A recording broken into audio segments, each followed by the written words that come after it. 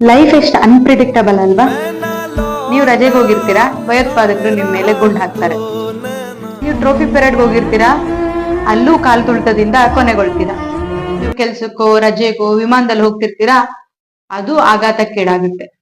ನೀವು ನಿಮ್ಮ ಹಾಸ್ಟೆಲಲ್ಲೇ ಓದ್ತಿರ್ತೀರಾ, ಆ ವಿಮಾನ ಬಂದು ನಿಮ್ಮ ಹಾಸ್ಟೆಲ್ ಮೇಲೆ ಬೀಳುತ್ತೆ ಮತ್ತು ಸಾವಾಗುತ್ತೆ. ಇದಕ್ಕೆ ಎಕ್ಸಾಂಪಲ್ ಆಗಿ ಗುಜರಾತ್ನ ಅಹಮದಾಬಾದ್ ನಿಂದ ಇಂಗ್ಲೆಂಡ್ ನತ್ತ ಪ್ರಯಾಣ ಹೊರಟ ಏರ್ ಇಂಡಿಯಾ ವಿಮಾನ ಆಘಾತಕ್ಕೀಡಾಗಿದೆ. ದುರಂತದಲ್ಲಿ ಸುಮಾರು 242 ಪ್ರಯಾಣಿಕರು ಮರಣವನ್ನ ಹೊಂದಿದ್ರೆ, ಜೊತೆಗೆ 2 ಪೈಲಟ್ಗಳು ಹಾಗೂ 10 ವಿಮಾನ ಸಿಬ್ಬಂದಿಗಳು ಮರಣವನ್ನ ಹೊಂದಿದ್ದಾರೆ. ಇದಲ್ಲದೆ ಆ ವಿಮಾನ ಹೋಗಿ ಏನು ಕಟ್ಟಡದ ಮೇಲೆ ಬೀಳ್ತು, ಅದು ಮೇಘನಿ ನಗರದ ವೈದ್ಯಕೀಯ ಹಾಸ್ಟೆಲ್ ಆಗಿತ್ತು. ಆ ಹಾಸ್ಟೆಲ್ ನಲ್ಲಿದ್ದಂತ 5 ವಿದ್ಯಾರ್ಥಿಗಳು ಸಹ ಮರಣವನ್ನ ಹೊಂದಿದ್ದಾರೆ.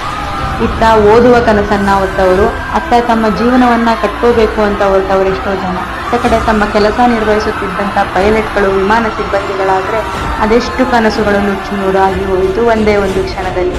ನಿಜಕ್ಕೂ ಭಾರತಕ್ಕೆ ಈ ಒಂದು ದಿನ ದುರಂತದ ದಿನ, ಕಪ್ಪು ದಿನವಾಗಿದೆ. ಇದರಿಂದ ನಾವೇನ್ ಕಲಿಬೇಕು ಅಂತಂದ್ರೆ, ಕಾಲಚಕ್ರದಲ್ಲಿ ಯಾರಿಗೆ ಯಾವ ದಿನ ಸಾವು ಅನ್ನುವಂಥದ್ದು ನಿಗದಿಯಾಗಿರುತ್ತೆ ಗೊತ್ತಿಲ್ಲ. ಇರುವಷ್ಟು ದಿನ ದ್ವೇಷ, ಅಸೂಯೆ, ಮತ್ಸರಗಳನ್ನ ಮರೆತು ಪ್ರೀತಿಯನ್ನ ಹಂಚೋಣ ಅಂತ ಹೇಳ್ತೀನಿ. ನಾನು ನಿಮ್ಮ ಅಶ್ವಿನಿ ವಿಶ್ವನಾಥ್.